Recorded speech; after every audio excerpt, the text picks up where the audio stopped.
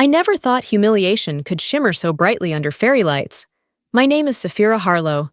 I'm 35, a mother, a legal clerk, and the family disappointment in pearls. I wasn't invited to the rehearsal dinner. My name was misspelled on the RSVP. And yet, I showed up to my sister's wedding in the one dress that still zipped all the way, holding my son Milo's hand like a lifeline. It's strange, the lies we tell ourselves just to show up. I told myself it would be different this time. That maybe, after all these years, the way they looked at me might change. That Celeste, my sister, the golden child in heels, might actually see me as someone worth more than a cautionary tale. But that day, standing among crystal chandeliers and curated perfection, I learned something no one ever tells you about family. Sometimes the ones who share your blood are the first to draw it. And yet, someone unexpected stood between me and the wreckage. This isn't a love story. It's not even a revenge story. It's a story about dignity, the kind you have to dig out from under years of silence, shame, and champagne flutes. And it started the moment I chose not to run. The wedding invitation arrived on a rainy Tuesday, slipped between a grocery store coupon and a utility bill. The envelope was cream-colored, embossed, and smelled faintly of expensive perfume. My name was spelled Saphira. Not even close. I stared at it for a full minute, unsure if I should laugh or cry. Milo, my son, was balancing on the couch arm with a half-eaten granola bar. "What's that?" he asked, chewing like a goat. "It's an invitation," I said carefully. "Aunt Celeste is getting married." His eyes lit up. "Do I get to wear a suit?" I didn't answer right away. There was a time when Celeste and I shared bunk beds, whispered secrets under covers, and pinky promised forever. That version of us was long gone, buried under years of comparison, cold shoulders, and my mother's selective amnesia. Celeste became everything I wasn't. Graceful, adored, invincible. I became the story they only mentioned in lowered voices, the cautionary footnote of what happens when you trust the wrong man and end up a single mom before 30. Still, Milo was excited. He didn't know the history. He hadn't seen how Darlene, my mother, looked right through me at every Thanksgiving, like I was part of the furniture. He didn't know the sting of being called selfish for choosing to raise him alone. That night, while he slept, I placed the invitation on my tiny kitchen table and stared at it like it might offer me an answer. I knew it wasn't really for me. It was a performance piece, a gesture, an obligation. I wasn't on the guest list because they wanted me there. I was on it because it would have looked bad if I weren't. But what if I went? Not for them, not even for closure. But for Milo, to let him see that sometimes we show up, even in the places that once broke us. 2 weeks later, I was standing in front of my foggy bathroom mirror, curling my hair with the same iron I'd had since college. My dress, a navy blue sheath from a secondhand boutique, fit better than I expected. Milo stood in his clip-on tie, beaming, like we were about to walk into a fairy tale. He looked up at me and said, "You look like a real lady today, Mom." My throat tightened. We arrived at the venue 15 minutes early. It was a grand estate outside the city, all marble archways and topiary hedges. The kind of place that cost more in flowers than I made in a month. As we walked in, I clutched Milo's hand tightly. He pointed at the chandelier in the foyer and whispered, "It looks like an upside-down spaceship." A staff member escorted us to our table, table 14 near the kitchen doors. I tried not to flinch. My cousin Ashley breezed by in a satin blush gown and didn't look twice at me. Darlene floated across the room in a tailored lavender ensemble, stopping to kiss cheeks and adjust napkins, her gaze skating over me like I was part of the decor. No hello, no smile.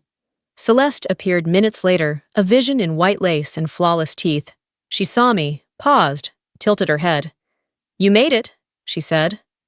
"I did," I replied, offering a tight smile. She glanced down at Milo. "He's getting big." "He's 8, I said. "Wow," she replied. No hug, no warmth. Just air kisses and exit stage left. I sat down at our table. Milo busied himself stacking butter packets. I smoothed my skirt and told myself I could handle this. I'd handled worse.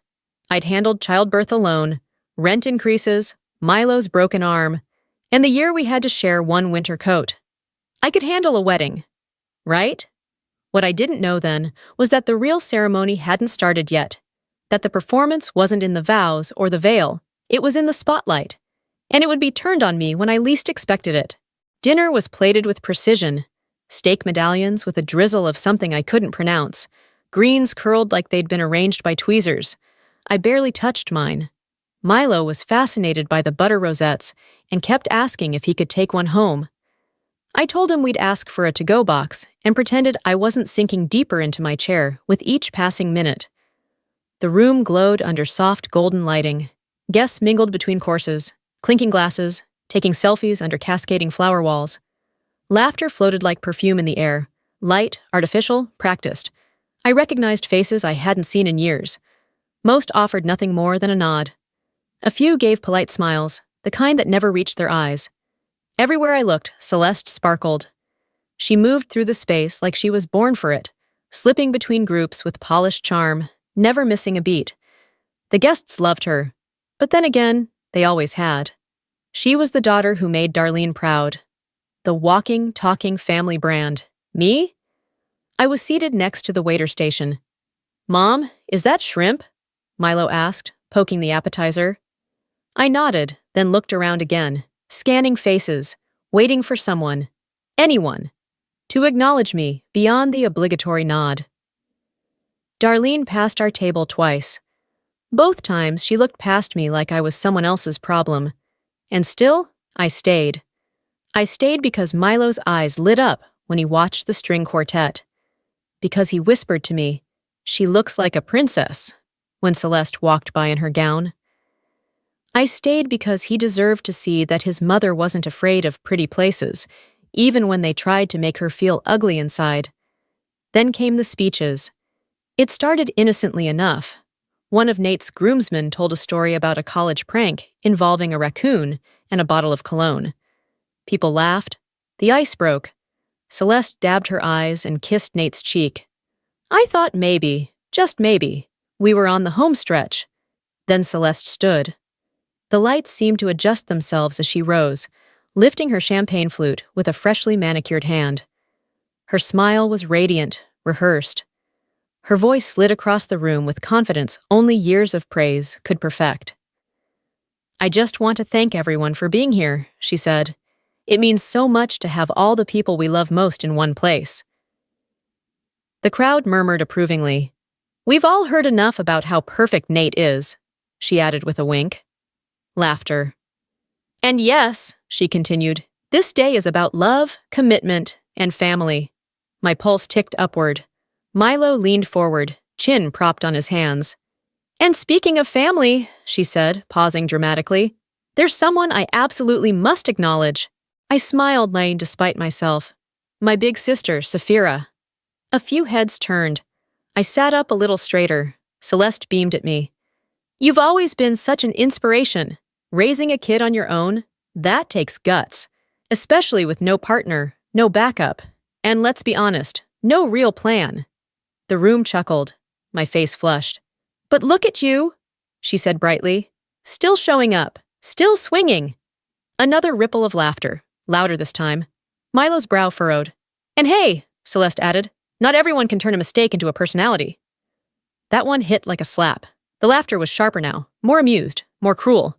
I felt it in my chest, a slow, grinding pressure. My hands clenched in my lap. I looked at Milo. His expression was confused, lips parted, brows scrunched. He didn't understand the joke, but he knew it wasn't kind. Then Darlene chimed in. From her table across the room, her voice carried with perfect clarity. "Well, she might be a used product, but she still scrubs up all right." A silence cracked through the laughter. Half the room chuckled nervously. The other half shifted uncomfortably in their seats. I couldn't move. I sat frozen, every nerve in my body locked in place. I wanted to speak, to stand, to scream. But all I could do was stare at the tablecloth and wonder how I'd become the entertainment.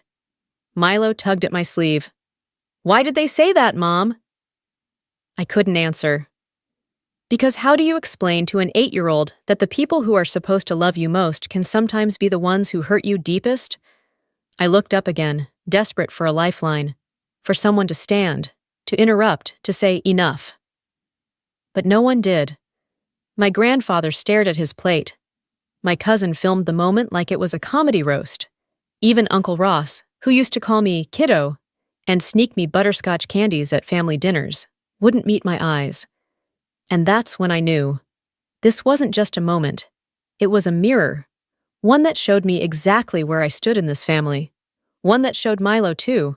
I don't remember standing. I only remember the feeling, like my skin was too tight and my lungs had shrunk in my chest.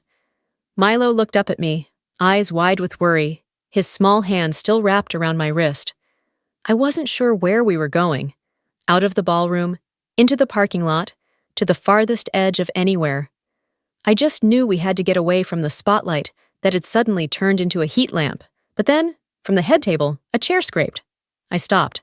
Nathaniel, Nate, Celeste's groom, stood slowly. He didn't look at Celeste. He didn't glance toward Darlene. He looked straight at me. The room stilled. At first, I thought he was about to smooth it over. Maybe offer a polished joke, something like, siblings, right? Or, weddings bring out the emotions. That was how things worked in our family. Wrap cruelty in a bow, call it tradition, move on. But Nate didn't smile. He stepped forward, one hand wrapped around the microphone. I can't pretend I didn't hear that, he said, voice calm but clear. And I can't stay silent just because it would be easier. The guests froze. Forks hovered midair. Glasses stopped clinking. The silence was no longer awkward. It was electric. She didn't deserve that, Nate continued, eyes still locked on me. Saphira came here today to support her sister, not to be ridiculed in front of her child. Someone cleared their throat. A woman near the back whispered, "Is this really happening?" Celeste's mouth had tightened into a perfect, controlled smile, the kind that cracked if you looked too long. Darlene folded her arms across her chest. "What on earth are you doing?" she muttered. Nate ignored her. "You all laughed," he said. "Some of you awkwardly. Some of you with full bellies and full wine glasses. But you laughed while a little boy watched his mother get torn down like she wasn't human."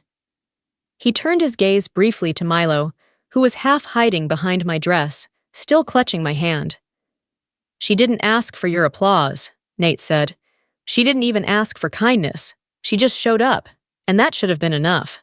I couldn't breathe. I didn't know whether to cry or run or collapse. All I could do was stand there and absorb every word like it was stitching something back together inside me.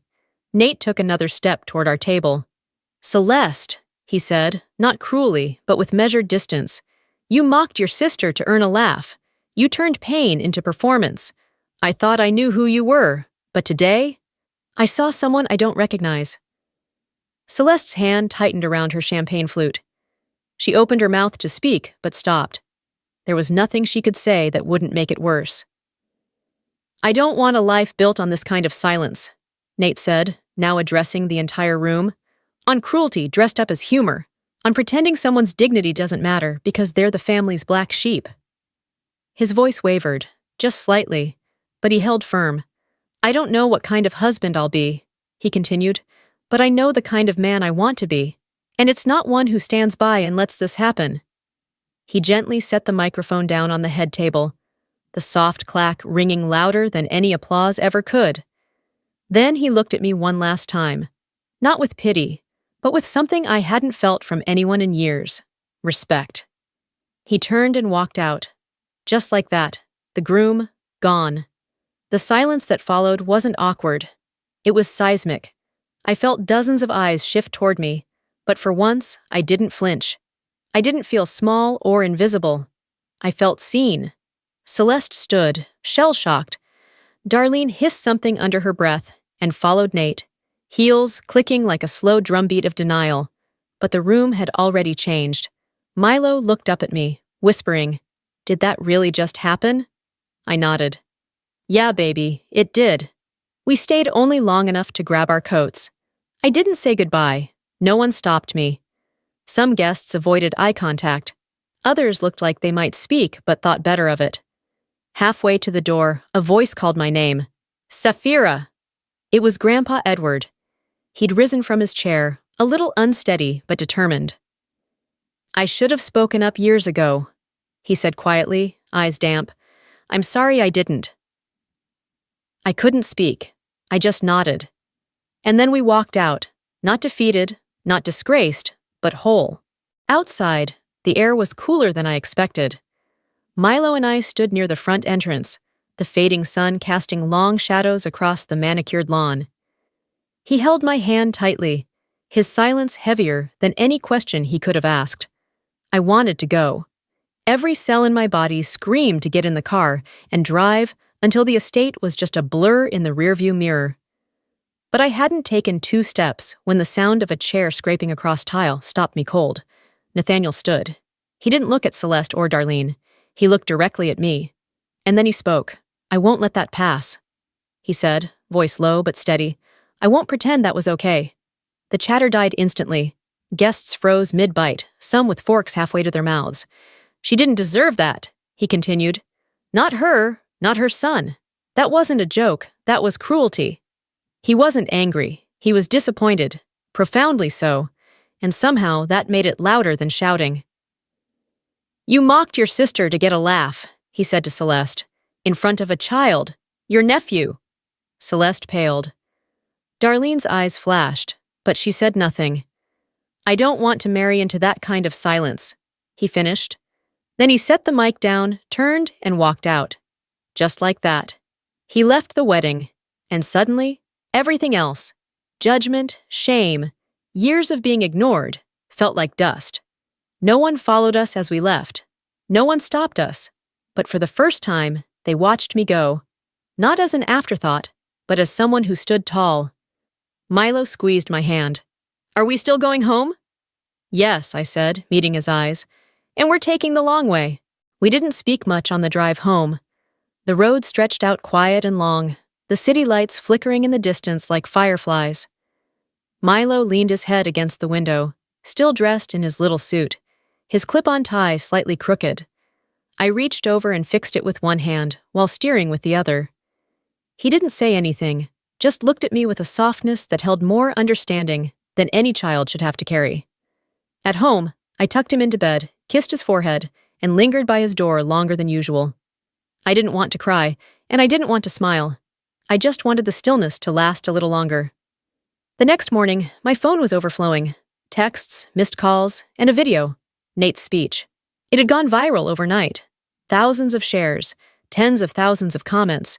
People I didn't know were calling him brave, calling me brave, calling out the cruelty for what it was. I didn't feel like a hero. I wasn't even sure I felt healed. But I did feel lighter. Darlene called once. Not to apologize, just to say I should have laughed it off. "It was a joke, Safira," she said coldly. "You made it worse." I said nothing. I didn't owe her defense or forgiveness. I simply replied, "I'm not your punching bag anymore." Then I hung up. That was the last time we spoke. Celeste never reached out. Her wedding photos disappeared from her social media, quietly erased like the night had never happened. Nate vanished from her feed too. The engagement was off. No announcement, just silence. A week later, a small bouquet arrived at my office. Wildflowers, messy and beautiful. No note, only a card with 5 words. "To the lioness, stay standing." I didn't need to guess who sent it. Life didn't magically fix itself. I still juggled bills and overtime. Still made dinner while helping Milo with his math homework. But something fundamental had shifted. I stopped sitting in the back. I stopped apologizing with my posture. I stopped shrinking to make other people feel more comfortable. And Milo? He watched everything. Not just the moment I stood up, but the moment I didn't crumble. He started asking different questions. About kindness, courage, silence. About how one voice can break a room open. One night, brushing his teeth beside me, he looked up and said, "Mom, I think you won." I smiled at him through the mirror. "Yeah, baby, I think I did."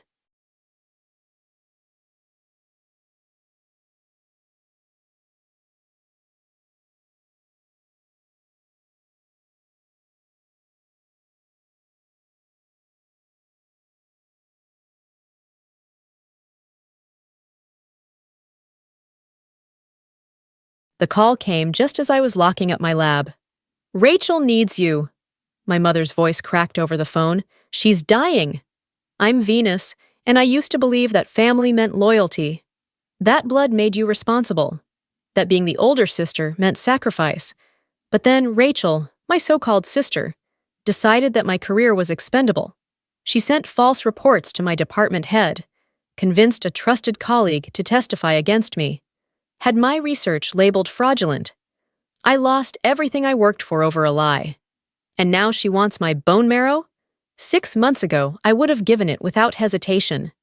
But that was before I found out she wasn't even my sister. Funny how the truth can set you free. Or burn everything down. I didn't answer her right away.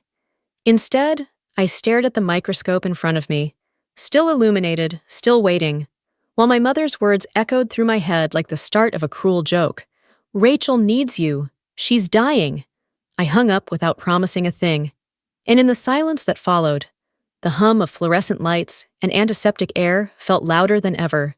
When I stepped into the hallway, Harper was leaning against the wall outside my lab. She must have seen the expression on my face, because she didn't even ask. "Let me guess," she said. "Family emergency, or more accurately, family manipulation." I gave her a bitter half-smile. "Rachel's in the hospital. Acute leukemia. Apparently, I'm the only match." Harper's eyes hardened. "You're kidding." "I wish I were." She crossed her arms. "After what she did, she has the nerve?" I didn't reply. I didn't have to. We both knew what happened last winter. Rachel hadn't just lied. She'd orchestrated a smear campaign with surgical precision. It started with anonymous complaints, quickly escalated to doctored evidence, and ended with a formal investigation that stripped me of 5 years of research and a reputation I spent my entire adult life building. Tatum, the same woman I mentored for her doctorate, testified that I'd manipulated data.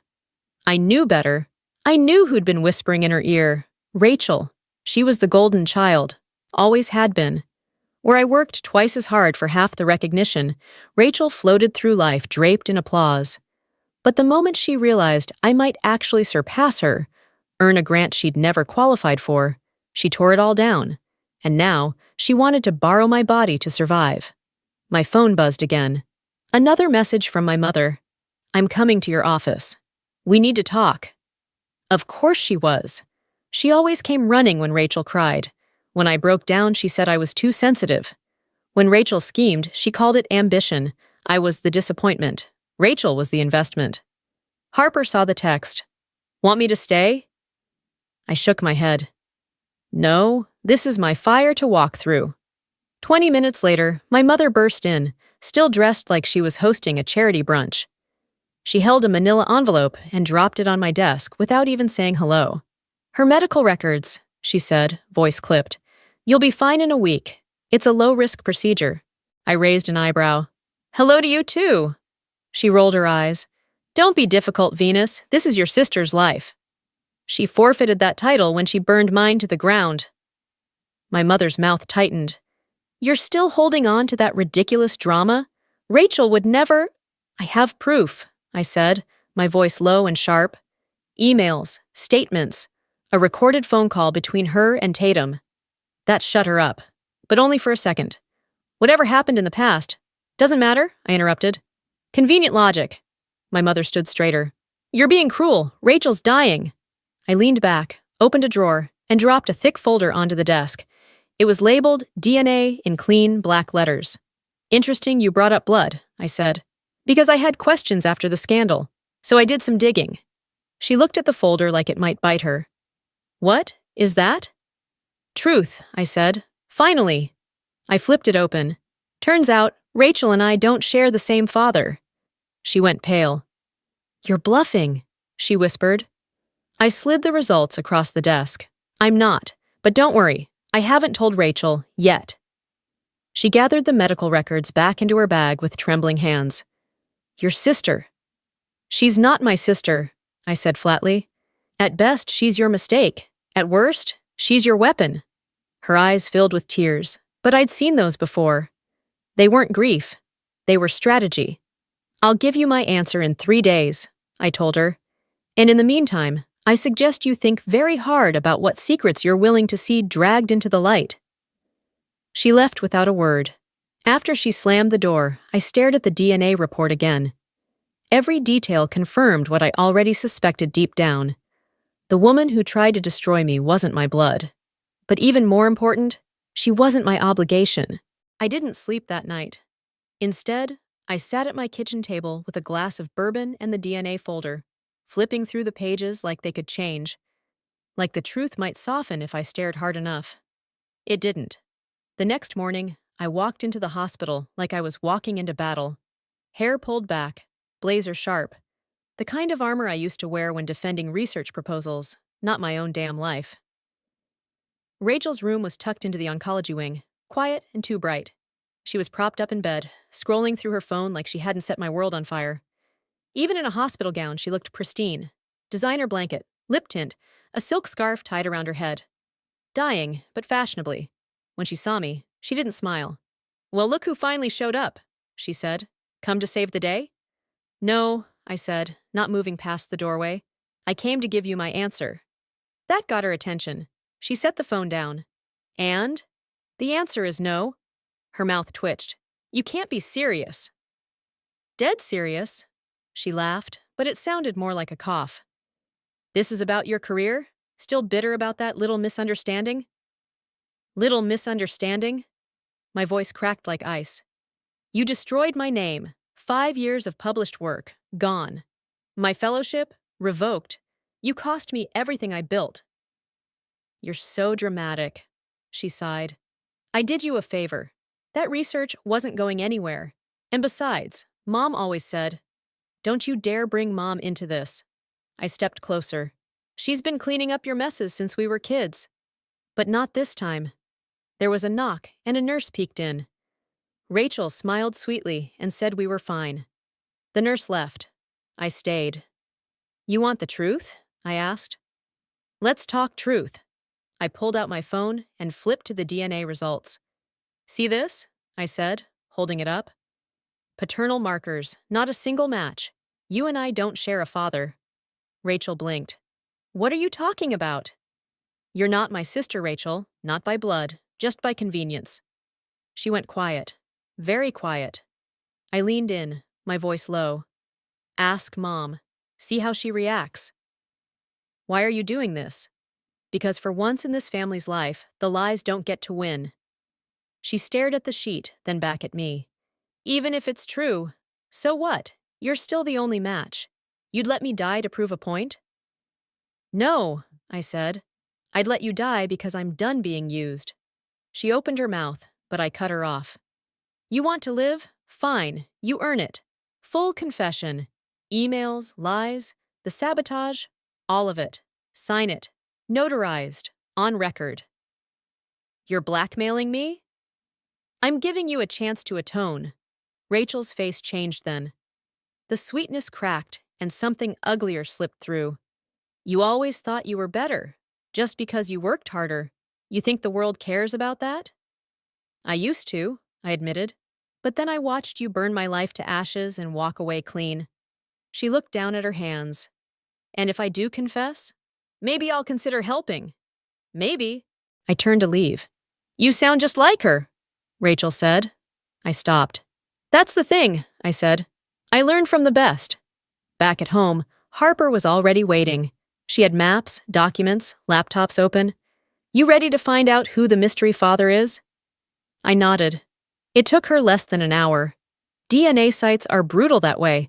When people trade privacy for heritage, secrets don't stay buried. "Here," Harper said, pointing to a highlighted name. "Dr. Eduardo Ferguson, Chief of Surgery at Memorial Hospital in Phoenix. Never married, no listed children. Until now," I murmured. My phone buzzed. Another message. This one from Lamar. "Heard about Rachel. Need to talk. Important." I hadn't seen Lamar in 2 years. We'd been serious once, until suddenly we weren't. The split was ugly. I didn't know it at the time, but Rachel had a hand in that, too. I agreed to meet him. The cafe was the same. The memories weren't. "You look good," he said, sliding into the booth. "Success suits you," I replied. He sighed. "I owe you the truth." I didn't flinch. "I'm used to lies." "Rachel came to my office," he said, "right before we broke up. She said you were cheating, showed me photos. You hugging Mike outside a restaurant. That was an investor meeting, I said flatly. It was supposed to be a surprise for your project. I know that now. Mike told me everything last year, but by then I'd moved. You'd moved on. He looked ashamed. There's more, he said, pulling out his phone. She emailed me last week, said she was sick, needed money, asked if I'd reconsider our relationship. I stared at him. She was asking for my bone marrow and your wallet, same week. He nodded. Unbelievable, I muttered. Back home, I poured another drink, while Harper traced Eduardo's ancestry. Every lead, every line, confirmed it. Want to meet him? She asked. Not yet, I said. First, we make the liars sweat. I chose our childhood home for the confrontation. The house was mostly empty now, pictures taken off the walls, rooms stripped of furniture. Mom said she was selling it. I found the poetry in that, ending the performance on the same stage where it started. She was already there when I arrived, fussing with a tray of untouched cookies, like offering stale sugar would soften what was coming. Rachel sat on the couch, pale and thinner than ever, swaddled in a cashmere throw like a dying heiress in a courtroom drama. Her eyes locked onto mine as I entered, but she didn't say a word. Let's begin, I said, setting my briefcase on the coffee table. Begin what? Rachel's voice was brittle. Your little revenge parade? No, your confession. Mom stiffened in the armchair. Venus, we can talk about this. Like you talked about Eduardo in private? I said. No, those days are over. The doorbell rang. That'll be Harper, I added, walking over to open it. She stepped in with a nod, legal pad in hand. Calm, observing. Now that we're all here, I pulled out 3 sets of documents and laid them out. Let's discuss terms. Rachel let out a short, broken laugh. You're treating this like a business deal. Isn't that what you did to my career? To my relationship? I'm just speaking your language. Her face lost color. You talked to Lamar. I did, and I saw the email you sent him last week. Real subtle, by the way. Rachel turned to Mom, her voice rising. You said she wouldn't find out. Enough, I cut in. Here's how this works. I pointed to the papers. Rachel, you sign a notarized confession detailing everything you did to sabotage my research. Emails, lies, Tatum's testimony, everything. You also confess to interfering with my relationship with Lamar. I turned to Mom. You, Stephanie, sign a separate statement admitting to the affair with Eduardo Ferguson, confirming Rachel's paternity, and acknowledging your role in grooming her to sabotage me. You're insane, Mom whispered. This will destroy us. I leaned forward. Then don't sign, but you'll never hear from me again. And Rachel? I looked at her. You'll die wondering if I would have helped, Rachel's eyes shimmered. You'd let me die over this? No, I'd let you die because neither of you has ever faced consequences, not once. Mom clutched at her pearls like some aging Southern debutante, trembling with self-made fragility. We are still your family. Wrong, I said. You were. Now you're just people who taught me to fight. Harper passed them pens. They didn't sign right away. The silence was long and bitter. Finally, Rachel scribbled her name, then passed the confession back with a shaking hand. Happy? She said through clenched teeth. No, I replied. But that's not why I'm here. Mom hesitated. Her fingers hovered above the page. I did what I had to do to protect my daughters, she said. I stared at her. Which one? She looked down and signed. I gathered the documents carefully. The papers felt heavy, like currency. Truth has weight, especially when it's been buried for 30 years. Harper scanned each page, nodded. Legally solid. I stood up. I'll send the donation approval to the hospital. But just so we're clear, this wasn't forgiveness. This was justice. Rachel coughed, her hand trembling. Wait. I turned halfway, not fully facing her. What? What does he look like? Eduardo? I asked. She nodded. Tall, kind eyes. Looks like someone who could have raised you right, if given the chance. Rachel broke then. Her shoulders shook. But I didn't go to her, not anymore. Outside, Harper and I walked in silence to my car. You good? She asked. No, I said. But I'm done being the one who suffers quietly. Back home, I scanned the documents, stored them digitally, then poured wine. My phone buzzed. It was Eduardo. Arrived in town. Want to talk about both my daughters. Dinner, both my daughters. Even now, after all of this, he still had room in his heart for both truths. Both girls. One built from lies, the other forged from fire. I texted back, tomorrow. I'll bring everything.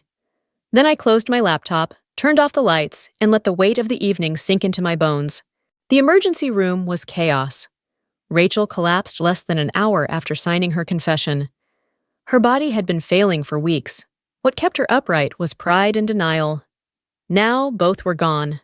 Mom paced the waiting area like a trapped animal. I sat still, her confession burning in my bag. Harper stood nearby, unreadable. "This is your fault," Mom hissed. "If you had just agreed to help." "Not here," I said. A nurse approached. "Mrs. Myers? Your daughter's asking for both of you." Rachel looked like a shadow. Her voice was faint. "I need to tell you something." Mom rushed to her side. "Save your strength." "No." Rachel pushed her away. "I told Shanice everything. She has a letter for Venus, if anything happens." I found Shanice at a cafe near the hospital. She looked shaken, holding a thick envelope like it might explode. "I didn't agree with what they did to you," she said. "Rachel told me everything." I opened the letter slowly. "Mom poisoned us from the beginning. She told me you were jealous." "Told you I was. The research scandal, Lamar. Even the photos, her idea. I thought I was protecting myself. I was just her weapon. I'm sorry, Venus. I really am." My hands trembled. Then Harper called. "Eduardo's furious. Your mom tried spinning the story. He wants to meet everyone tomorrow." Perfect. The hospital conference room felt like a courtroom. Rachel insisted on being there. Mom looked aged. Harper stood by the door. Shanice held Rachel's letter. Eduardo stood calm, devastated. "Let's begin," I said, placing DNA reports and confessions on the table. "Today we get answers." "I'll start," Eduardo said. "Stephanie, how could you keep my daughter from me for 32 years? "I was protecting my family," she said. "By destroying mine," he snapped. "You were married. I was divorced. You knew that." He turned to Rachel. "Your mother told me she lost the baby. I would have raised you." Rachel stared at her lap. I picked up the next document. "Let's talk about my career." "Please," Rachel whispered. "Not now." "Yes, now." I read aloud. "Mom helped me craft the perfect plan to destroy Venus's research credibility." "Stop," Mom said, standing. "This isn't necessary." "It's everything," I shot back. "Every lie, every whisper, every act of sabotage." Eduardo read Rachel's letter. "You used our daughter as a weapon, against her sister." "They're not sisters," Mom blurted.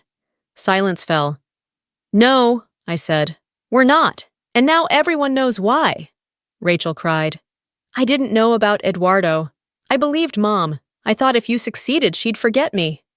Eduardo turned to me. "Are you really willing to let Rachel die to prove a point?" I didn't answer. I reached for a final document. "I'm willing to donate, under conditions." Mom lunged for it. "First, public confessions. Second, Rachel's statement goes to every institution that blacklisted me. Third, Eduardo gets access to Rachel." "You're blackmailing us," Mom said. "No, I'm setting terms. You taught me how." Rachel gasped. A nurse rushed in. "We need to move her." Rachel reached for me. "I'll sign anything. Just help me." "You'll tell the truth?" I asked. She nodded, crying. "I'm tired of lies." "Then yes," I said. "I'll help." As they wheeled her out, Eduardo turned to me. "You're stronger than I would be." "No," I said. "I'm exactly what they made me." Later, Eduardo texted, "Dinner, the three of us." "I'd like that. Sometimes healing doesn't mean going backward. It means choosing something new." The bone marrow donation left me sore but satisfied. I sat by the window in my apartment, watching rain streak down the glass while the world outside moved on. On my tablet, headlines. Prominent researcher cleared after fraud scandal. Paternity hoax. Shocks medical community. Long-lost daughter reunites with father. The truth, finally louder than the lies. Harper called. Have you seen the retractions? Every single one, I said. They're practically begging to fund my next project. And Rachel? She's stabilizing. Eduardo keeps me updated. There was a pause. Are you going to visit her? Before I could answer, the doorbell rang. It was my mother. She looked smaller, as if the weight of all her secrets had finally settled on her shoulders. She held an old photo album like a white flag. I know I don't deserve forgiveness, she said, but I am sorry. You're right, I told her. You don't. She nodded. I'm selling the house, using the money to pay for Rachel's treatment, and to repay what was taken from you. She handed me the album. Photos I'd forgotten. Me at science fairs. Rachel smiling beside me before the lines were drawn. I destroyed something that could have been beautiful, she whispered. Then she left. Later, I visited Rachel. She looked better, healthier, quieter. I know we can't go back, she said, but maybe we can build something honest now. I didn't answer right away. Just stared out the hospital window as sunlight broke through the clouds. Dinner with Eduardo, I finally said. We'll start there. Rachel smiled, tentative but real. I didn't save her because she deserved it. I saved her because I chose not to be like them.